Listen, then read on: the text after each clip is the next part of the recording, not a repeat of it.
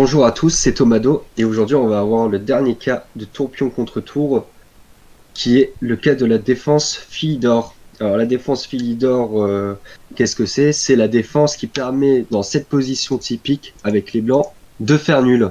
Alors très souvent dans cette position on a tendance à jouer des tours à 4 échecs ou bien des tours à 1, mais c'est réputé comme des très mauvais coups qui sont d'ailleurs souvent perdants. Imaginons sur tour à 4 échecs, le roi doit venir en F3. Et là, on menace déjà mat avec la tour noire. Obligé pour les blancs de jouer tour à 1 pour contrer ce mat. Et les noirs peuvent faire tout simplement tour H2 et aller menacer mat de l'autre côté, mais aussi de gagner la tour. Et les blancs n'ont rien pour contrer ça. Donc, le bon coup n'est pas tour à 4. Le bon coup est tour à 8, par exemple. Tour à 7 est aussi possible.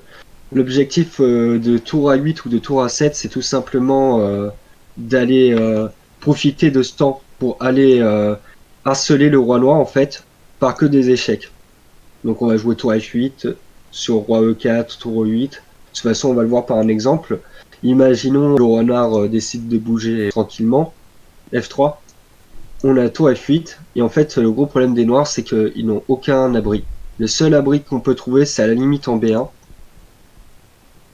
Mais s'ils vont en B1, tout simplement, on peut par exemple jouer coup très simple, tour E1, menace de gagner le pion, et sur tour B3, on monte le roi, et les noirs perdent de pion.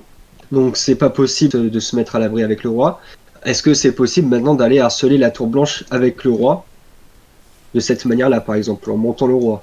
Alors, dans cette position, on pourrait se dire oui, c'est possible, mais sauf qu'en fait, la tour blanche, avant d'être attaquée par le roi, à la place de faire tour D8 échec, roi 7, les blancs peuvent tout simplement faire tour 8, menace de gagner le pion, et sur tour B3, on monte le roi et on va gagner le pion très, très facilement. Alors voilà, c'est tout pour la Philidor. Le plus important est toujours de garder la tour sur la troisième rangée et d'empêcher ce roi noir de venir lui aussi sur la troisième rangée avec ce pion. Et donc tour A8 très fort parce que sur roi F3 évidemment les échecs sont imparables.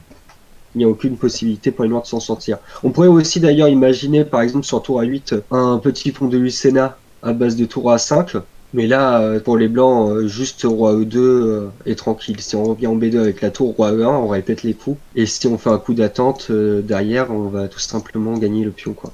Donc voilà, c'est tout pour cette défense Philidor. Donc surtout, ce qu'il y a à retenir dans ces finales de tour pion contre tour, si on fait un global, une synthèse entre le pont de Lucena et la défense Philidor, le plus important, lorsque vous êtes celui qui a le pion de plus, c'est d'aller couper le plus rapidement possible le roi adverse de votre pion. Très important, comme ça le roi ne peut pas venir en bloqueur comme ici par exemple, où le roi E1 est le bloqueur du pion E3. Il empêche vraiment la case de promotion et les baies noirs doivent dégager ce roi pour essayer de faire la promotion. Très important aussi du coup quand a fortiori lorsque vous avez le pion de moins, tour contre tour pion, et le plus important c'est surtout d'arriver avec le roi en tant que bloqueur pour pouvoir placer cette défense Philidor et pouvoir s'en sortir facilement. Et évidemment, privilégier, lorsque vous avez pion de plus, privilégier un pion central ou alors même un pion cavalier plutôt qu'un pion H ou A parce que tout simplement le pont Mussel ne marche pas en plus dans cette variante. Donc voilà, c'est tout pour ce petit extrait de la défense Philidor et la petite synthèse qu'on peut en retenir. Et puis je vous laisse, à plus.